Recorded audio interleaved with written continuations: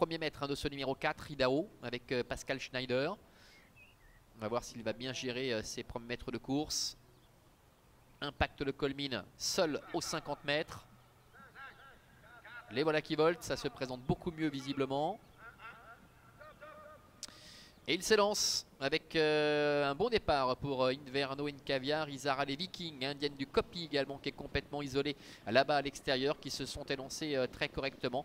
Alors que Impact le Colmine, le favori, est très bien parti aux 50 mètres. On retrouve Idaho qui semble-t-il se retrouve très loin là-bas. Il a perdu pas mal de temps. Pendant ce temps justement, eh bien, Isara les Vikings a pris les commandes devant Inverno Caviar, Inababis et puis le wagon des Turetini qui se rapproche avec Isatina et Yatix qui est juste sur ses talons. Idaho qui pose quelques soucis, qui cause quelques soucis à Pascal Schneider qui a du mal, alors que Impact de Colmine, le favori, est revenu déjà à la hauteur de Inatsela avec Idaho qui fait un peu les bras en retrait à Pascal Schneider. Passage bientôt devant les tribunes avec le numéro 2 Isatina qui va prendre les commandes, avec Yatix également qui est là, et puis complètement dehors Idaho qui fait les bras à Pascal Schneider qui se rapproche, qui va venir rejoindre le groupe de tête. Indienne du Copy est en 4-5e position devant Isara les Vikings. Inverno Caviar est un petit peu dans la boîte avec une faute d'Indienne du Copy. Indienne du Copy qui rétrograde le numéro 11 avec Philippe Besson.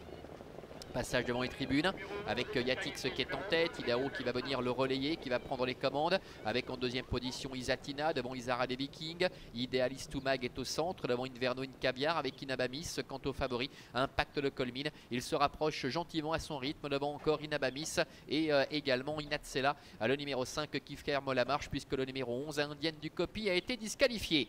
Idaho, le numéro 4, le fils de Love You qui a les commandes, qui fait du train, avec en deuxième position Yatix devant Isatina, Idealist Toumag, Isara des Vikings et en dehors Xavier Beauvais avec le favori Impact de Colmine qui se rapproche gentiment, qui vient maintenant en 4e position. Inverno Caviar est plus loin, haut, forte accélération cette fois d'Impact de Colmine.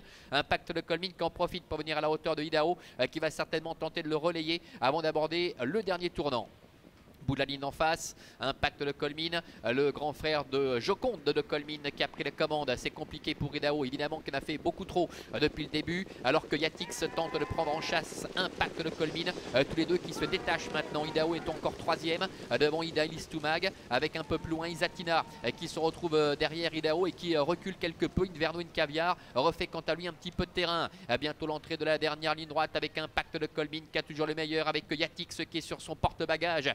Vitor Nunes de Luvera qui va peut-être essayer de se décaler dans quelques instants, mais Impact de Colmine semble dominer la situation avec en deuxième position Yatix. Inverno Caviar qui refait pas mal de terrain. Inabamis également qui sprinte pour lutter pour la 3e place, avec Impact de Colmine et Yatix qui bataille toujours pour la victoire. Impact de Colmine le long de la corde qui doit un peu assurer mais qui essaie de se relancer face à l'attaque de Yatix.